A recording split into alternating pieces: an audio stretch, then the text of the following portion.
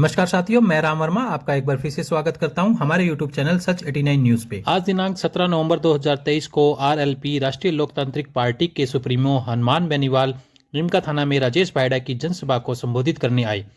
इनके साथ एएसपी नेता चंद्रशेखर आजाद भी शामिल हुए। सभा को संबोधित किया। आपको सुनाते हैं कि किस प्रकार हनुमान बेनीवाल और चंद्रशेखर आजाद ने सभा को संबोधित किया। अगर अभी तक आपने हमारे चैनल को सब्सक्राइब नहीं किया तो जल्दी से सब्सक्राइब कर लीजिए ताकि ऐसी ही लेटेस्ट न्यूज आपको हमारे चैनल पर देखने को मिलती रहे। और वीडियो अगर अच्छा लगा है तो एक लाइक और एक शेयर जरूर कर दीजिए ताकि मैं भी मोटिवेट होता रहूं। तो चलिए, सौभाग्य की बात है कि एमपी साहब हनुमान जी हमारे बीच में है। ये आप सब हम लोगों के लिए योग संस्कार की बात है। साथियों, ये धरती वीर शहीद संसद शहीद जेपीजी यादव की धरती है। ये धरती कारगिल चक्र विजेता हमारे आदरणीय दिगंबर सिंह जी की धरती है। और ये धरती हमारे शहीद सुनील जी की धरती है। ये धरती हमारे पूर्व जो क्रांतिकारी थे, जो स्वतंत्रता सेनानी थे, ये धरती उनकी है। हमारे बीच में हमारी माता शक्ति हमें आशीर्वाद देने के लिए यहाँ पहुंचे हैं, उनको मैं प्रणाम करता हूं। देव तुल्य पिता तुल्य बुजुर्ग हमारे बीच में है और नौजवान साथी अच्छी संख्या बल में यहाँ उपस्थित है। सभी का बहुत बहुत साधुवाद ज्ञापित करता हूं, धन्यवाद ज्ञापित करता हूं कि आप लोग सभी लोग यहाँ पे एक पार्टी विचारधारा से जुड़ के जो हमारा गठबंधन हुआ था आरएलपी और एएसपी का, हमारे दो शेर बड़े भाई आदरणीय चंद्रशेखर जी और हनुमान जी हमारे बीच में है। भाइयों, यह आह्वान करता हूं, यह इंकलाब की आग आज आम जन के सीने में है और यह धधकता हुआ एक ज्वालामुखी आपके सीने में है। आपको बताना चाहता हूं, आपकी सूचना के लिए साझा करना चाहता हूं और एमपी साहब से भी निवेदन और अपील ये बताना चाहता हूं कि हमारे आदरणीय चंद्रशेखर जी साहब को मैं बताना चाहूंगा कि हमारा दुर्भाग्य रहा है इस निमका थाना का कि हमारा इस मिट्टी का लाल कोई 1989 के बाद में यहां स्थानीय नेता कोई एमएलए एमपी नहीं बना। भाइयों, बना क्या बताओ? बना 2089 के बाद में कोई मिट्टी का लाल। ये लड़ाई जो व्यवस्था परिवर्तन की लड़ाई है, ये लड़ाई जो बदलाव की है, ये लड़ाई जो वंशवाद पूंजीवाद के खिलाफ है, ये लड़ाई जो गरीबी अमीरी के खिलाफ है। हम ये शपथ और संकल्प लेते हैं कि निश्चित रूप से एमपी साहब हम निमका थाना की धरती से ये बदलाव आपके सहयोग आशीर्वाद से जरूर करेंगे। हमारे बीच में गरीब मजबूर किसानों के हमेशा अपनी आवाज को बुलंद करने के लिए राजस्थान ही नहीं पूरे देश और प्रदेश में हनुमान जी ने हमेशा अपने नौजवानों को, किसानों को, मजदूर भाइयों को ताकत देने का प्रयास किया है।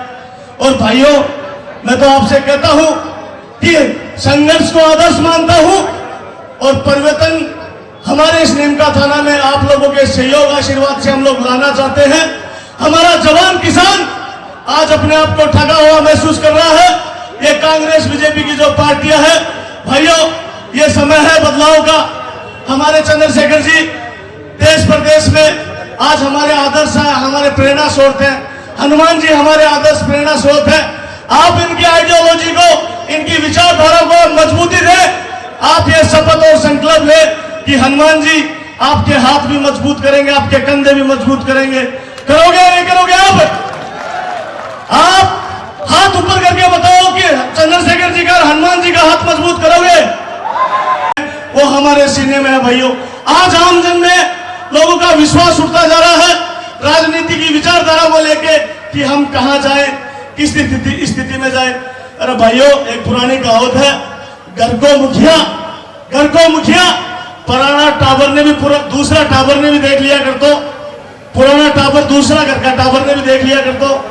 तो ईमानदारी की बात आज है कि वो पराया टावर ने भी यह कहा कर दो। एक सभ्यता और संस्कृति हुआ करती थी गाँव में हमारे कि ये बच्चा ने घी दूध पिलाओ, इसकी कद काठी मजबूत करो, इसको मजबूत करो। लेकिन आप लोगों ने कांग्रेस बीजेपी को इतना घी दूध पिला दिया वोट के रूप में, क्योंकि ये वो ताकत है। हम चाहते हैं कि राजा का बेटा राजा ना बने और एमएलए का बेटा भाइयों एमएलए ना बने। ये आप लोगों से हम संकल्प लेते हैं कि आप लोग बड़ी मजबूती से 5-7 दिन हो एक तपस्या और अनुशासन को ध्यान में रखते हुए हमारे समाज की दशा और दिशा तय करते हुए आने वाला नौजवान हमारे समाज के लिए लक्ष्य और उद्देश्य निर्धारित कर पाए। भाइयों समय का अभाव है। आप लोगों से पुरजोर तरीके से अपील करता हूं, निवेदन करता हूं, क्योंकि हम जैसे नौजवान पे हमारे मजबूत भाइयों के कंधे और कदम है। मैं बुजुर्गों की चरणों की सौगंध खा के कहता हूं और नौजवानों के कंधों और कदमों की सौगंध खा के कहता हूं, आपके स्वाभिमान सम्मान को मैं कभी झुकने नहीं दूंगा, इतना विश्वास आपको दिलाता हूं। समय का अभाव है, ये व्यवस्था परिवर्तन की लड़ाई है। आप हनुमान जी का साथ दें, हमारे आदरणीय चंद्रशेखर जी का आप साथ दें, इस उम्मीद से आप लोगों के बीच में आए हैं। अपनी बात रखेंगे क्योंकि बहुत सी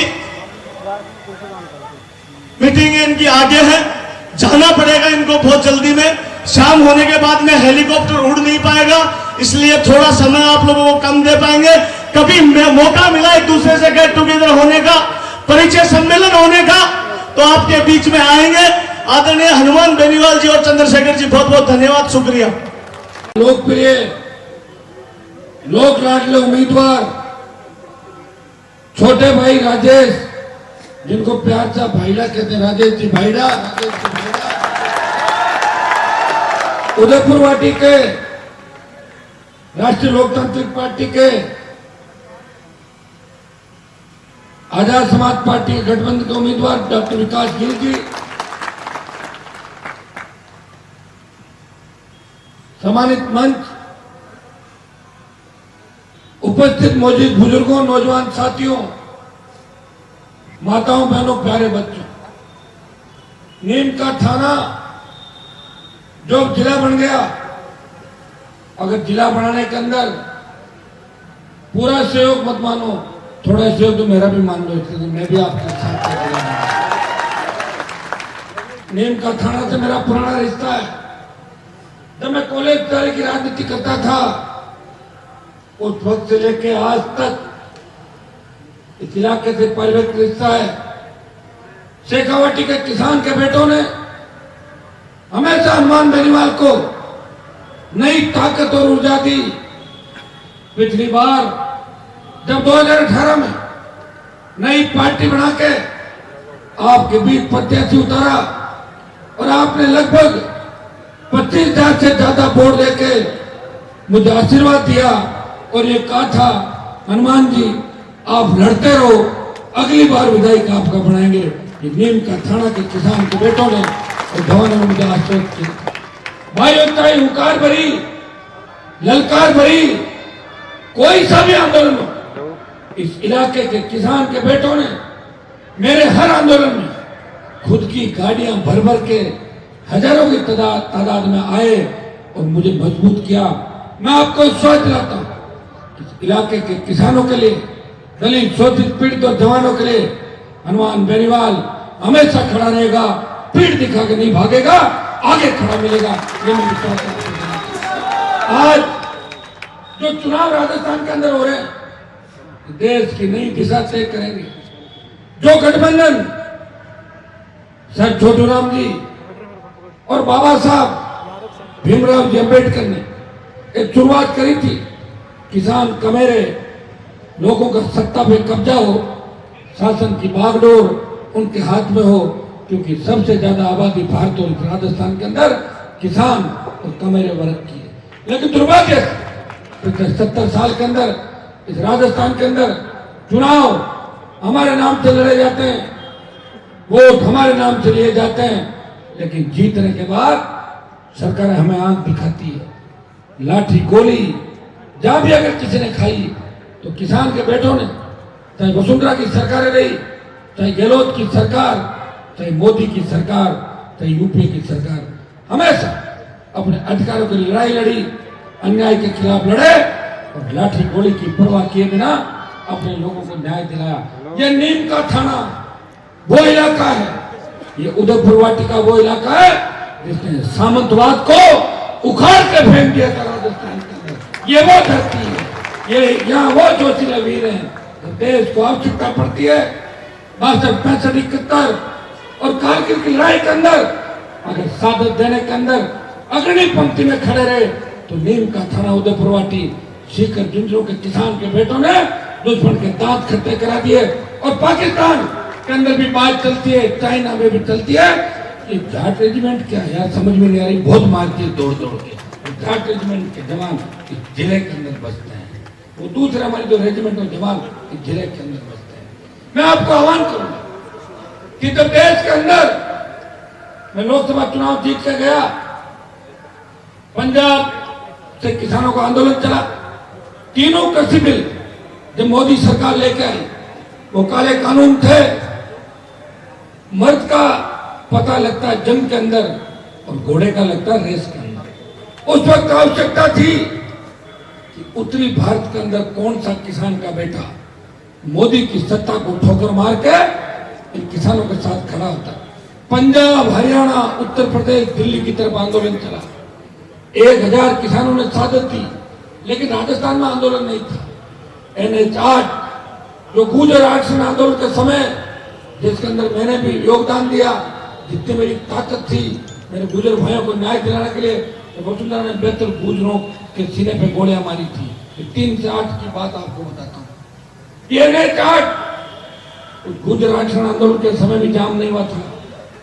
देश के किसान नेताओं ने कहा, हनुमान जी आप किसान के बेटे हो, आप जवान हो, देश का किसान तकलीफ के अंदर है, अगर आप मोदी को छोड़ दोगे और मोदी की गोदी से बाहर आ जाओ। मैं तो गोदी में नहीं बैठा था, बगल में बैठा था, एनडीए गठबंधन का हिस्सा था, लेकिन आप कहते थे कि आप गोदी में बैठे, कि अगर बाहर आ जाओ तो किसान आंदोलन में किसानों का सम्मान बढ़ेगा।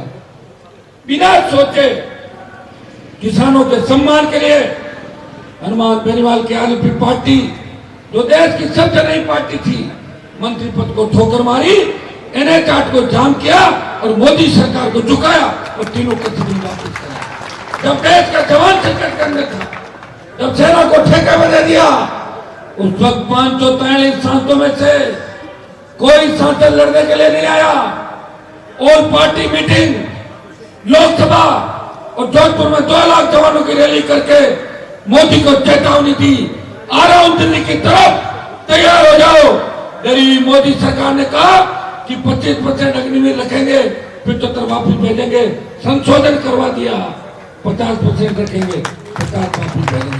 अगर वोट की चोट से आपने हमें मजबूती दी तो निश्चित रूप से अग्निवीर अग्निपथ भी वापस होगा, राजस्थान को विशेष राज्य का दर्जा मिलेगा और ERCP भी लागू होगी। इस नीम का थाना इलाके का देश के लिए शहादत दी। मैं उनको श्रद्धांजलि अर्पित करता हूँ, नमन करता हूँ और नारा दूंगा, शहीद राजेश कुमार अमर रहे, शहीद राजेश कुमार अमर रहे, चौधरी सर छोटू राम अमर रहे, बाबा भीमराव अंबेडकर अमर रहे, राष्ट्रीय लोकतांत्रिक पार्टी जिंदाबाद, आजाद समाज पार्टी जिंदाबाद, RLP SP गठबंधन जिंदाबाद। आज की इस चुनावी सभा में उपस्थित देश के अंदर शोषित, दलित, पिछड़े, कमेरे की लड़ाई लड़ने वाले छोटे भाई और आने वाले समय के देश के प्रमुख नेताओं में जिनकी गिनती होगी, चंद्रशेखर जी आजाद मेरे साथ चल रहे हैं, आजाद समाज पार्टी के प्रभारी सतपाल सिंह जी किसान आंदोलन में और अपनी लेखनी के दम पे मोदी सरकार को हमेशा झुकाने वाले चौधरी पुष्पेंद्र जी, राष्ट्रीय लोकतांत्रिक पार्टी के महासचिव पुष्पेंद्र चौधरी जी, हमारे प्रदेश के प्रभारी भाई सतपाल चौधरी जी और राजस्थान के भावी मुख्यमंत्री भाई हनुमान जी बेनीवाल का भी मैं बहुत बहुत धन्यवाद करता हूँ। ये नीमकाना की धरती पर उपस्थित विशाल जनसमूह, हमारी माताएं बहनों, नौजवान साथियों, बुजुर्गों, थारो नीम काणा की धरती पे घणो घणो स्वागत।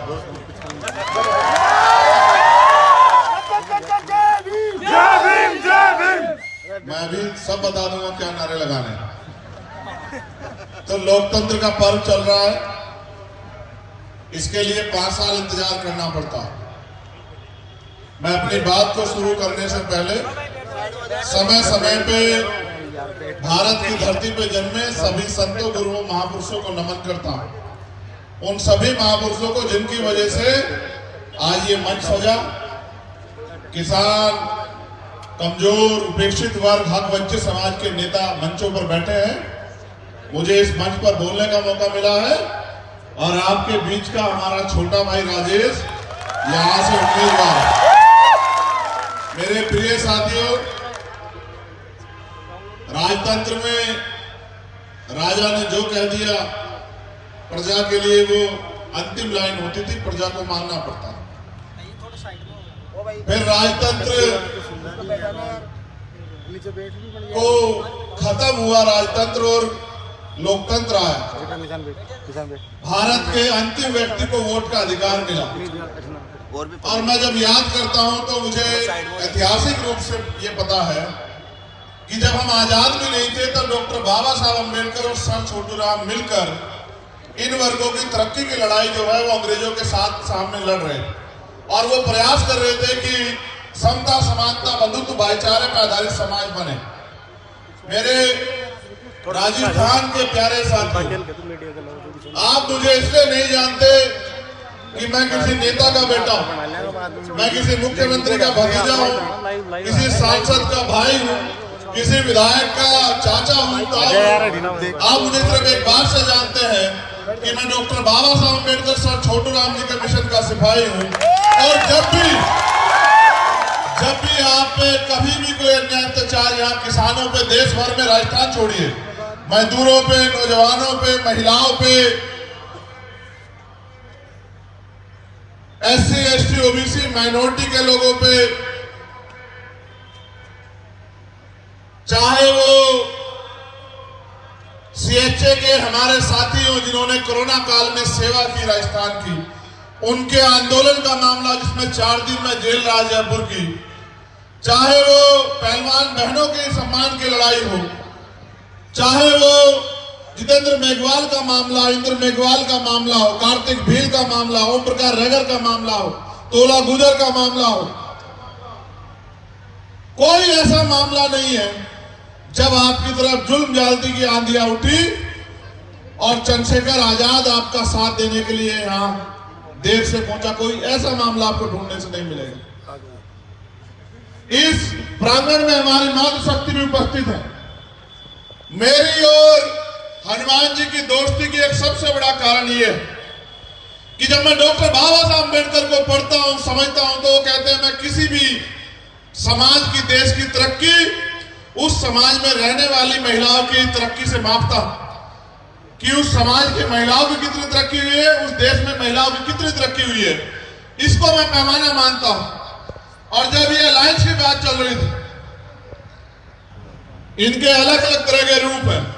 कभी ये गुस्सा होते दिखाई देते हैं, कभी ये प्यार बांटते दिखाई देते हैं, कभी ये हक अधिकार के लिए लड़ाई लड़ते दिखाई देते हैं किसानों के लिए, कभी ये जहां न्याय होता, कमजोर वर्गों पे मूछे रखने पे, घोड़ी पे बैठने पे, उनके हक हकूक की लड़ाई में इकट्ठा खड़े दिखाई देते हैं। लेकिन जो सबसे ज्यादा जिस बात ने मेरे ऊपर असर छोड़ा वो ये थी कि बात है 1997 की, जब इसी राजस्थान के जयपुर राजधानी जो है, अगर याद हो हमारे प्यारे भाई के, अगर याद हो DC JC बोस हॉस्टल में जब जो घटना हुई, एक बहन का अपमान हुआ, रेप हुआ, और यहां के नेताओं की इतनी हिम्मत नहीं थी, बड़े बड़े नेता थे कि कोई उस बच्ची की आवाज, उस बहन की आवाज उठा दे, उसको न्याय दिला दे। पुलिस भी ताकतवर लोगों के आगे कमजोर पड़ रही थी। जब आप नौजवान नहीं जानते होंगे, आप ढूंढोगे तो आपको मिल जाएगा। तो एक ही व्यक्ति था जिस लड़ाई को आज मैं लड़ रहा हूं, 25 साल पहले अपनी गाड़ी को बीच सड़क पे लगा के जिसने ऐलान किया कि अगर उस बहन को न्याय नहीं मिलेगा तो ये रास्ते नहीं खुलेंगे। ऐसे आपके भावी मुख्यमंत्री हनुमान जी बेनीवाल, जब मैं उनका संघर्ष देखता हूं तो उनका संघर्ष और अपना संघर्ष मुझे एक जैसा लगता है। जब ये अकेले थे तब आपके लिए बहुत ईमानदार से लड़ रहे थे। अब तो हम 1 और 11, और जब हम 1 और 11 हुए, आपने पहली बार राजस्थान में देखा होगा कि यहाँ के स्थापित दल जिनकी सरकार है, उनको भी अपने लिस्ट जारी करने में पसीने छूट गए। आखिरी दिन जारी कर रहे। क्यों? उसका एकमात्र कारण मैं आपको बताता कि जहां ये किसान का, मेरे नौजवानों महिलाओं की आवाज है, वही हमने संघर्ष है। और मैं धन्यवाद दूंगा अपने भीम आर्मी के एक साथी का, अपने भाई का, अपने वीर योद्धा का, जिन्होंने मुझे बल दिया। उनकी राजस्थान में अगर ये अंगड़ाई ले जाए तो सत्ता परिवर्तन कर सकती है। मैं राजेश को कब से जानता हूं, मेरे आज भी याद 2018 में थाना गाजी प्रकरण हुआ, इसका जिक्र किया अच्छी तरह याद है। मैं यूपी से आया और रास्ते में गिरिराज और ये और हमारे नेता नीलवी धेनवाल वो मिले मुझे, और उस दिन जो आक्रोश था उस बहन को न्याय दिलाने के लिए मेरे आज भी याद। तब मैंने राजेश को पहली बार देखा और मैंने उम्मीद की कि इस प्रदेश में नौजवानों में नेतृत्व उभर रहा है। अगर उनको सही पटल मिल गया और समय पर उनकी एनर्जी को समाज ने वेस्ट ना किया, उनको आगे बढ़ने का मौका दिया, तो एक ऐसी ऊर्जा पैदा होगी जिस ऊर्जा के प्रभाव में बड़े बड़े शक्तिशाली परिवार के लोग ध्वस्त हो जाएंगे। आपके यहाँ राजस्थान में लोकतंत्र को मजबूत करने का काम, युवाओं को प्रेरणा देने का काम राजस्थान यूनिवर्सिटी करती है। लेकिन इस बार यहाँ की वर्तमान सरकार इतनी घबराई कि उन्होंने राजस्थान यूनिवर्सिटी का चुनाव भी नहीं किया। क्यों? क्योंकि कोई गरीब का, कमजोर का बेटा आगे बढ़ के एक नया नेतृत्व न खड़ा हो जाए। जब आपने एकता बनाई, आपको याद है कि राजस्थान यूनिवर्सिटी में आपने इतिहास रचने का काम किया, और इस बार आप पे मौका है कि आप नीम का थाना में भी इतिहास रचो। वोट आपका है, संघर्ष आपका है, लाठी आपने खाई है, जेल आपने काटी है, अन्याय आपने सहा है। आपकी वोट पे कोई और राज नहीं करना चाहिए। आपकी वोट से अगर किसी को ताकत मिले तो वो मेरे छोटे भाई राजेश कुमार फायदा को मिले, और इतनी ताकत मिले कि वो विधानसभा में जाके आपके क्षेत्र की समस्याओं के लिए लड़ सके, आपकी समस्याओं से आपको मुक्ति दिला सके। मेरे भोले वाले लोगों, आपने कांग्रेस की सरकार भी देख ली 5 साल की, उससे पहले आपने बीजेपी सरकार भी देखी, और इतिहास हमें सीख देता है। जब यहाँ गुर्जर समाज के लोग आए आरक्षण की मांग करने, इस सरकार ने, बीजेपी की सरकार ने क्या स्वागत किया। जब हरियाणा में आए क्या स्वागत किया, और 2 अप्रैल 2018 को जब आप अपने हक हकूक की लड़ाई लड़ने के लिए शेड्यूल ट्राइब के लोग सड़कों पे आए, तो मध्य प्रदेश में भाजपा की सरकार ने आपका क्या हाल किया। जब मैं आपकी लड़ाई लड़ने के लिए आया तो कांग्रेस के लोगों ने मुझे मेरे इंद्र मेघवाल के परिवार से जोधपुर में मिलने नहीं दिया, 4 बार वापस भेज दिया। जब मैं स्वेच्छा की लड़ाई लड़ने के लिए आया जयपुर में, इन्होंने मुझे यहां से उठा के जेल भेज दिया। मैंने कभी तकलीफ नहीं समझी। लेकिन आज मैं आपको कहना चाहता हूं, अगर वास्तविकता में आप मुझसे प्यार करते हो तो फिर मुझे आपकी लड़ाई लड़ने की ताकत भी दो। आपकी एक वोट, जो बोतल के चुनाव चिन्ह, जो हमारे गठबंधन का चुनाव चिन्ह है, जब नीम का थाना पे हमारे प्रत्याशी को पड़ेगी, उससे मुझे शक्ति मिलेगी।